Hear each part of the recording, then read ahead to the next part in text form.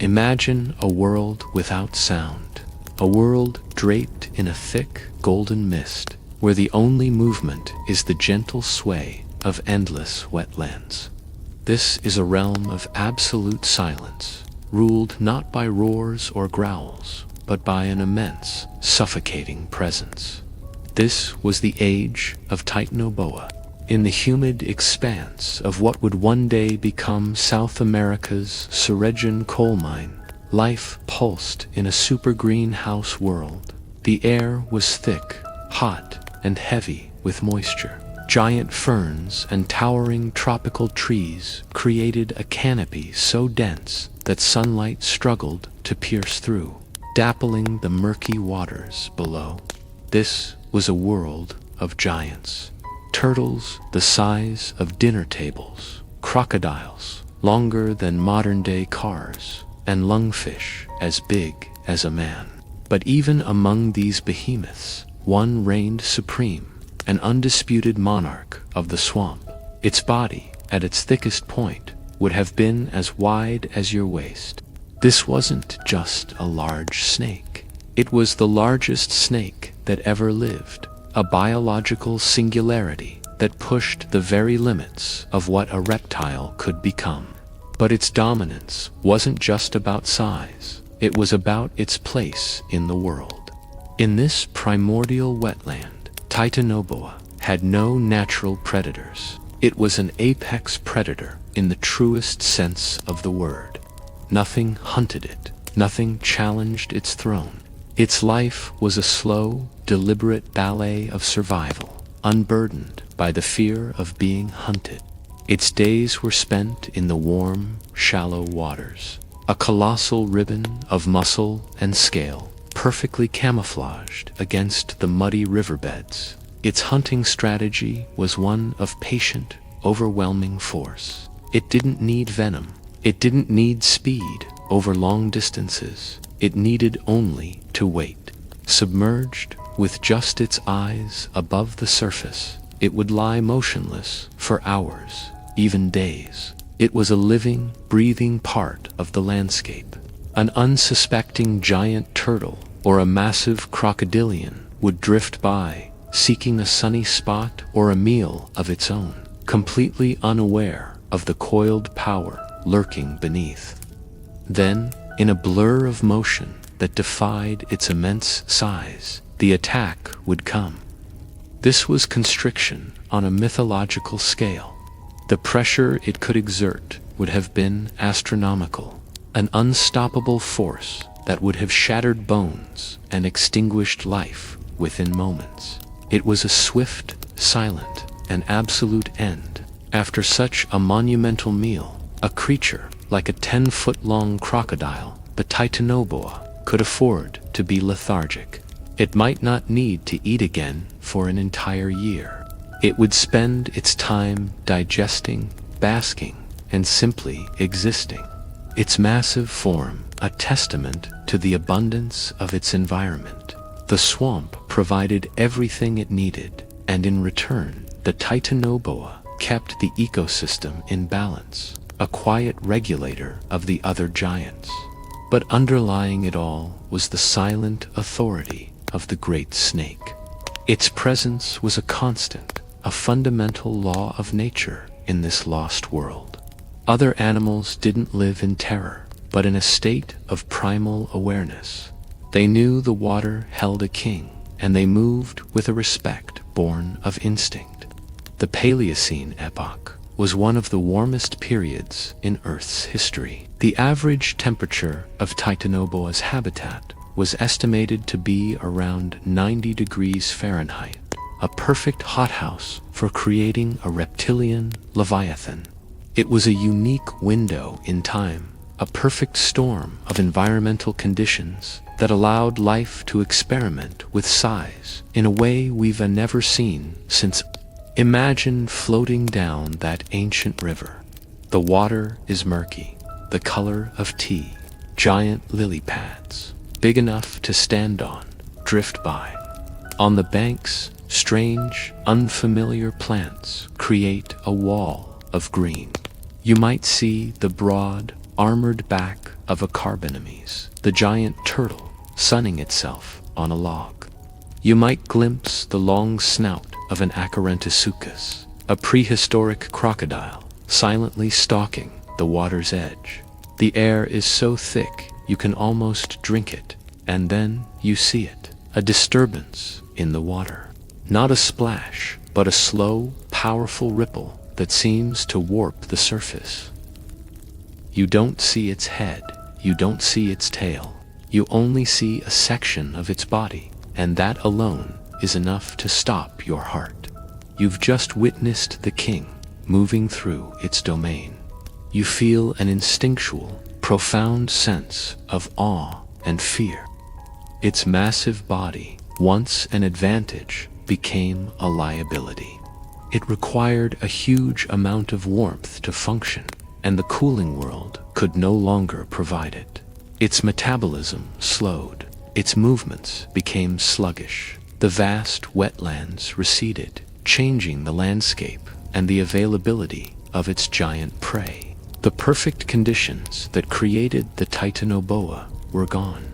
The Titan could not adapt. It faded away, its kingdom crumbling not to a rival, but to the slow, inexorable march of geologic time.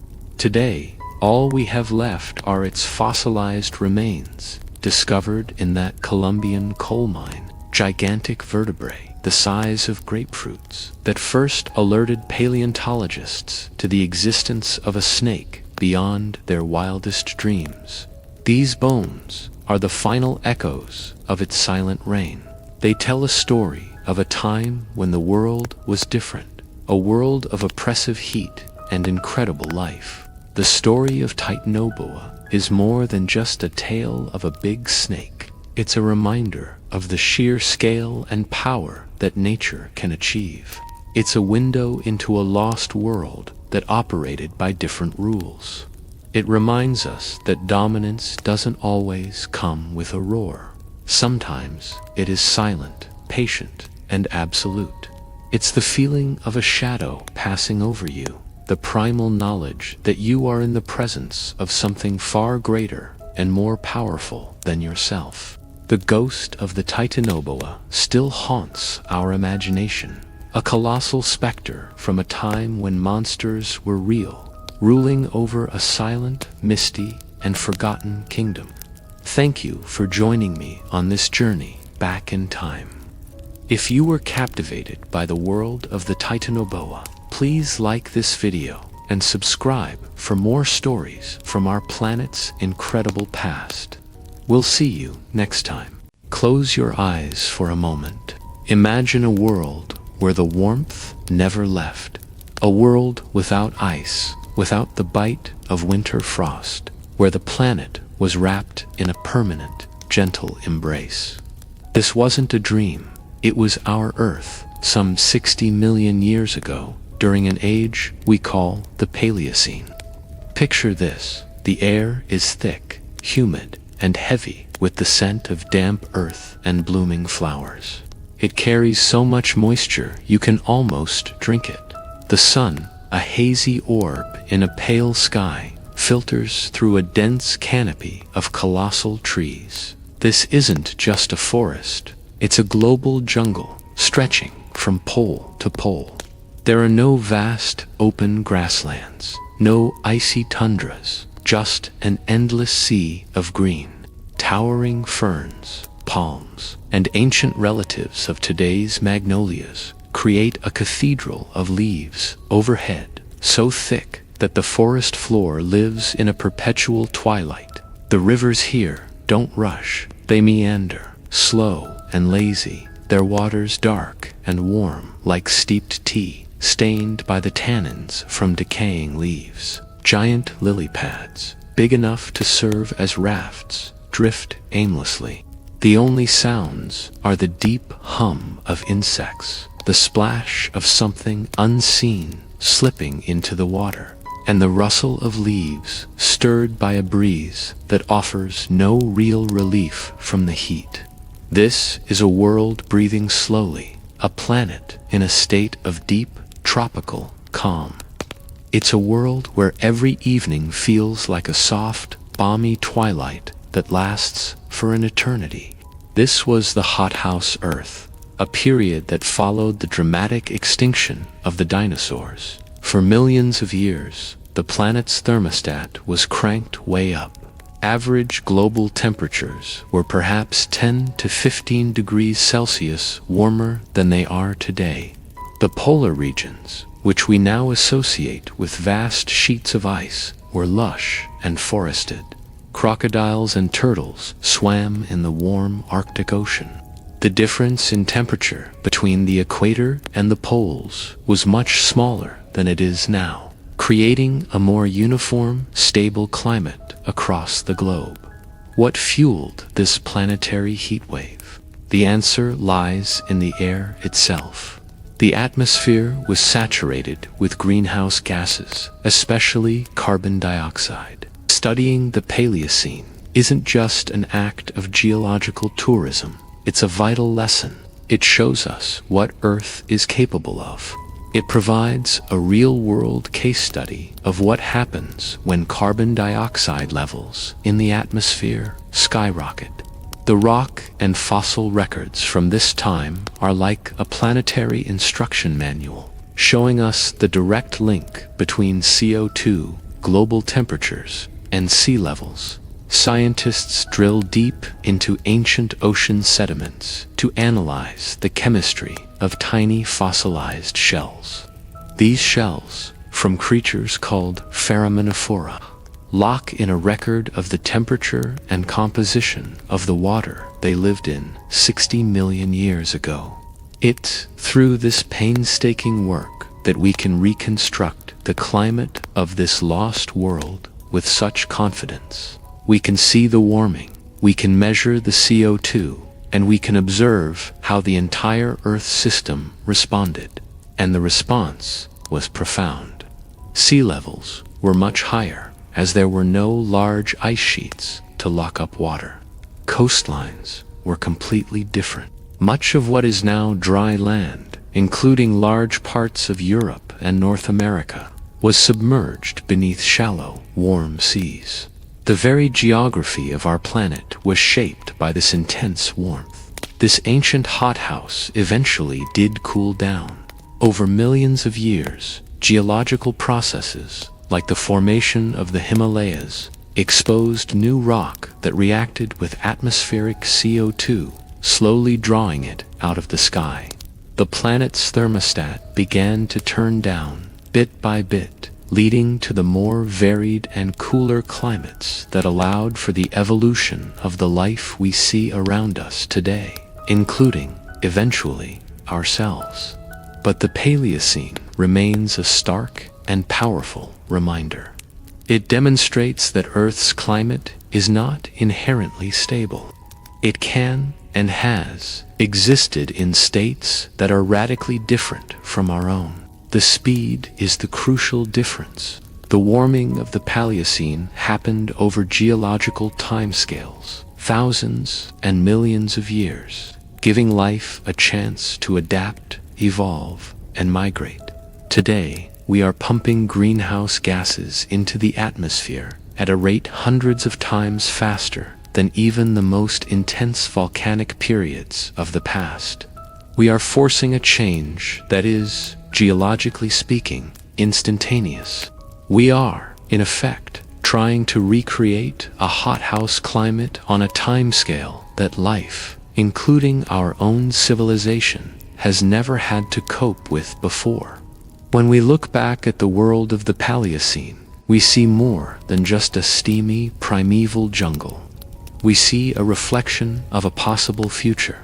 It's a quiet, humbling story written in layers of ancient rock, a story that tells us how profoundly a single molecule, carbon dioxide, can shape the destiny of an entire planet.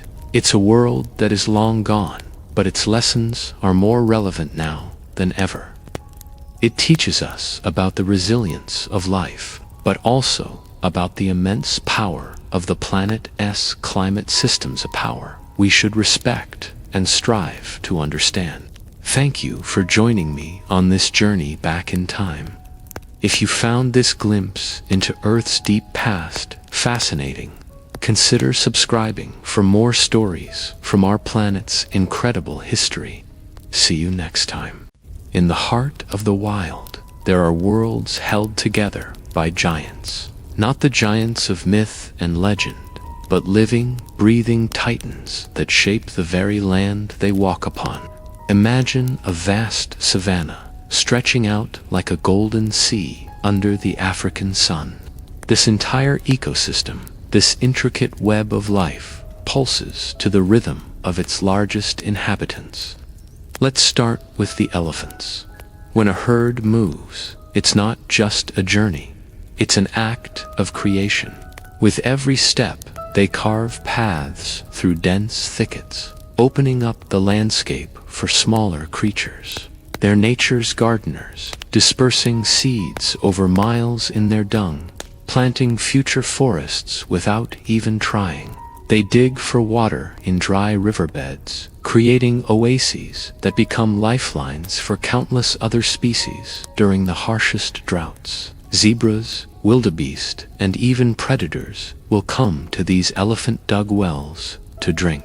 The giants provide. They are the architects of this world, and their presence ensures that life, in all its forms, can flourish. This isn't just about what they build. It's about the delicate balance they maintain. When they feed, they prune trees, which encourages new growth and keeps the savanna from becoming an impenetrable forest. This creates a mosaic of habitats: open grasslands for grazers, and pockets of dense bush for browsers and shy creatures seeking cover.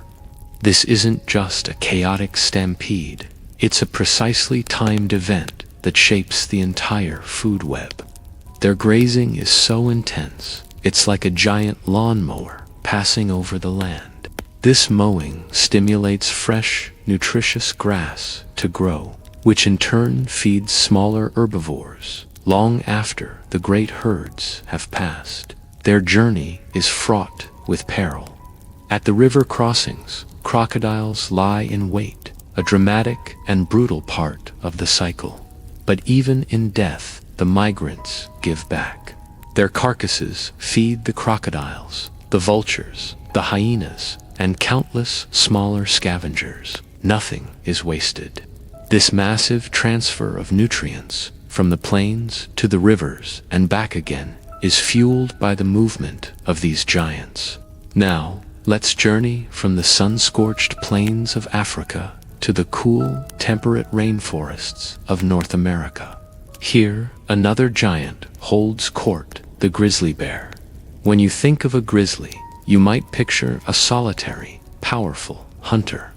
But they are also engineers of the forest. In the spring, as they emerge from hibernation, they dig for roots and bulbs, tilling the soil and aerating it, much like a farmer plows a field.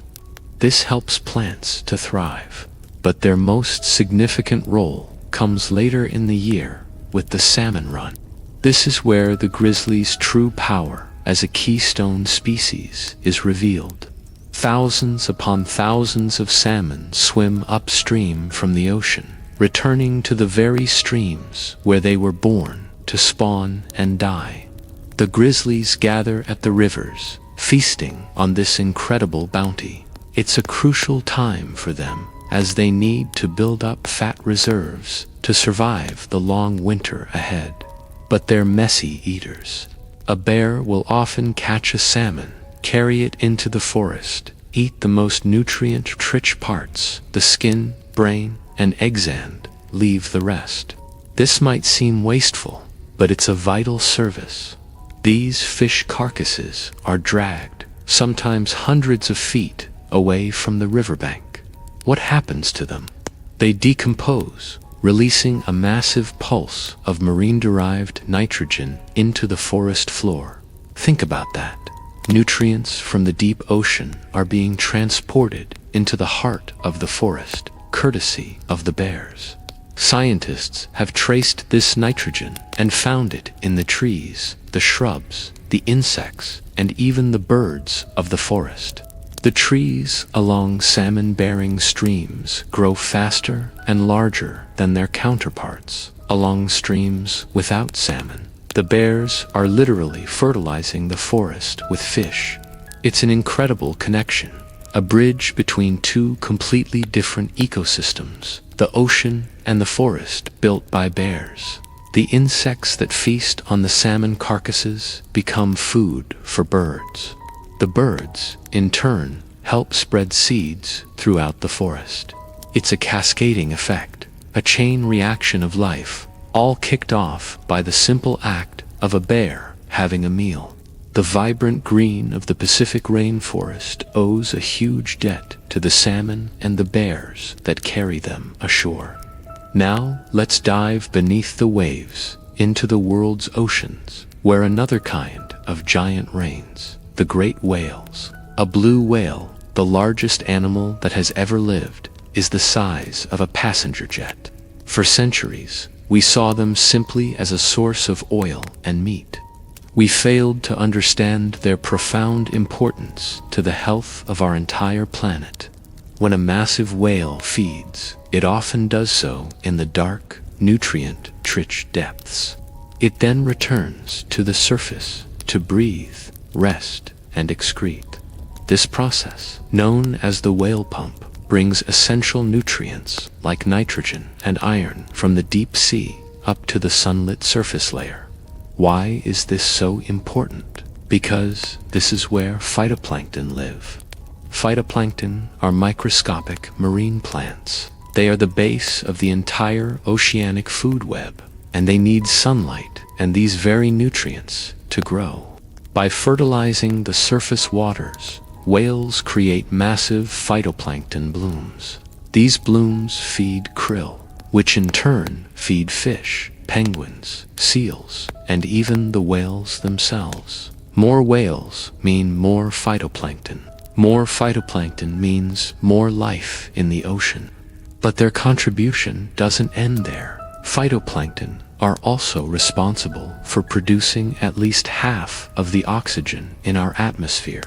Every second breath you take, you can thank these tiny ocean plants. By stimulating their growth, whales are playing a crucial role in regulating our planet's climate and producing the very air we breathe. And their story continues even after they die. When a whale passes away, its immense body sinks to the deep ocean floor. This event, known as a whale fall, is a gift to the abyss. Down in the perpetual darkness, where food is incredibly scarce, a single whale carcass can create and sustain an entire ecosystem for decades. First come the deep-sea scavengers, like hagfish and sleeper sharks, who strip the skeleton clean. Then, a whole host of bone-eating worms, crabs, and snails colonize the skeleton, feasting on the rich lipids within. Entire communities of life spring up around this single event, a sudden oasis of abundance in a vast desert.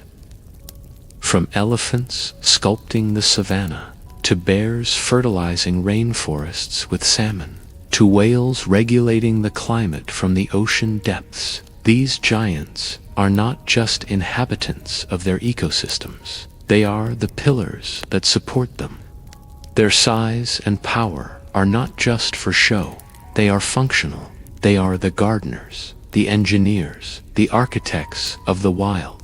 But these titans are vulnerable. Their large size and slow reproductive rates make them particularly susceptible to human pressures like habitat loss and poaching. When we lose these giants, we don't just lose a single species.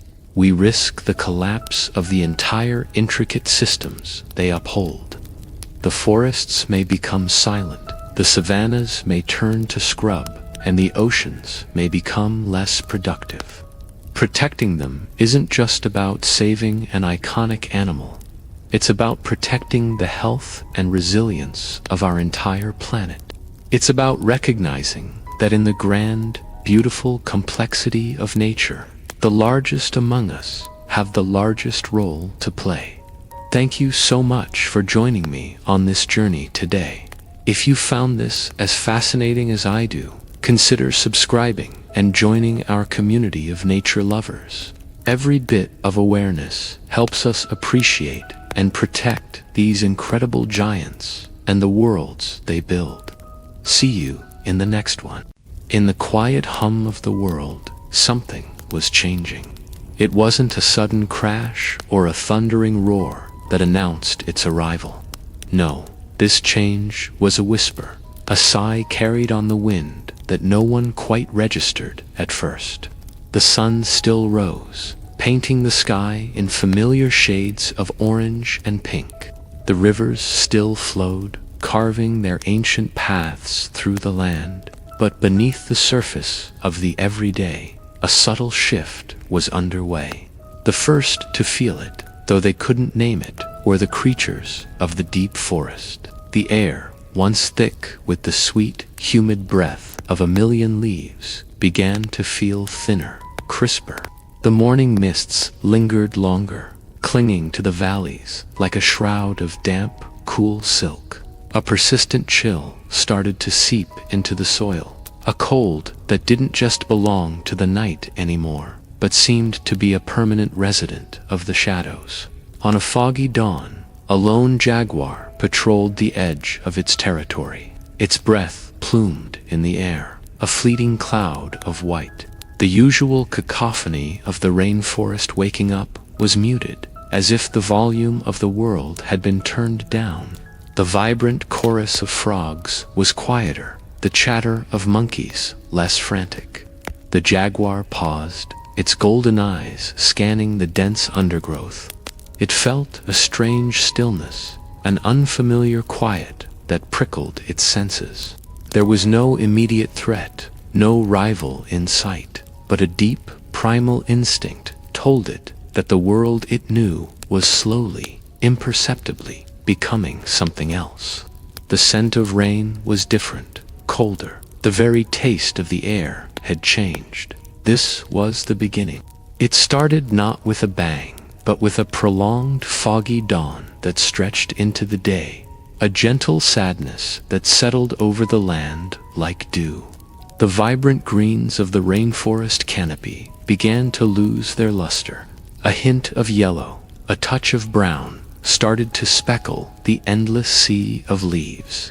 It was almost beautiful in its own melancholy way, like the first blush of autumn. But this wasn't a season. This was a slow, creeping transformation.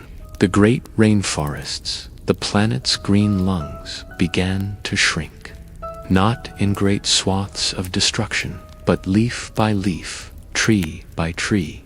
The edges frayed, retreating from the encroaching coolness. Trees that had thrived for centuries in the warm, wet climate found themselves struggling. Their sap flowed slower, their growth stunted. The rich tapestry of life that depended on them felt the strain. Food became a quiet, constant worry. The once abundant fruits grew smaller, less sweet. The insects, the foundation of the food web, became fewer and farther between. A toucan, its magnificent beak designed for plucking juicy berries, now spent more of its day searching, flying further for a less satisfying meal. The monkeys, once boisterous and carefree, grew more territorial, their playful squabbles turning into serious disputes over a dwindling patch of fruit-bearing trees. The slow rhythm of scarcity began to dictate the lives of every creature. Far from the forests, in the vast open grasslands, the change was felt as a sharper bite in the wind. The herds of grazing animals, the wildebeest and the zebra, found the grasses tougher, less nourishing. They had to travel longer distances between waterholes, their journeys becoming more arduous. The migrations, those epic, ancient cycles of movement, started to shift. The herds left earlier, driven by a deep, unspoken urgency, a collective sense of a world that was becoming less hospitable. The young and the old felt it most acutely, their weary steps a testament to the growing hardship. Even the oceans, vast and seemingly immutable, were not immune. The currents, the great liquid rivers that regulated the planet's temperature, began to falter. The warm waters that once nurtured the vibrant coral reefs started to cool. The brilliant colors of the corals, the pinks, the blues, the yellows, began to fade, bleaching to a ghostly white. The fish that lived among the coral branches found their homes dissolving, their food sources disappearing. The once bustling cities of the reef grew silent, their kaleidoscopic inhabitants scattering in search of warmer, more forgiving waters. The world was not dying in a blaze of glory. It was simply fading. The vibrancy was leaching out, replaced by a monochrome palette of cooler, more somber tones. The creatures of the earth adapted as best they could. They moved, they competed, they endured, but there was a pervasive sense of loss, a gentle sadness that permeated everything.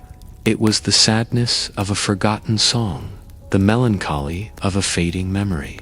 The world was still beautiful, but it was a beauty tinged with sorrow, a masterpiece slowly losing its color. And still, the sun rose each day. The stars still glittered in the night sky.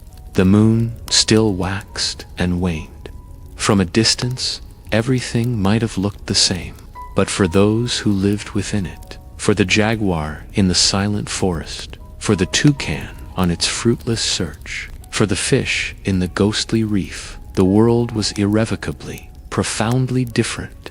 They were living in the long, slow twilight of a warmer age, navigating a new reality defined by a chill that had crept into the very bones of the earth. This gradual cooling, this slow, inexorable march towards a quieter, colder world, was a force of nature as powerful as any volcanic eruption or earthquake. But its power lay in its subtlety. It didn't break the world. It simply changed the rules.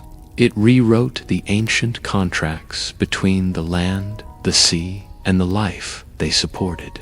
And every living thing, in its own way, was forced to read the new terms and find a way to survive in a world that was slowly, gently, and irrevocably growing cold. They were all witnesses to a great unraveling, a quiet dimming of the light, all under the same pale, indifferent sun.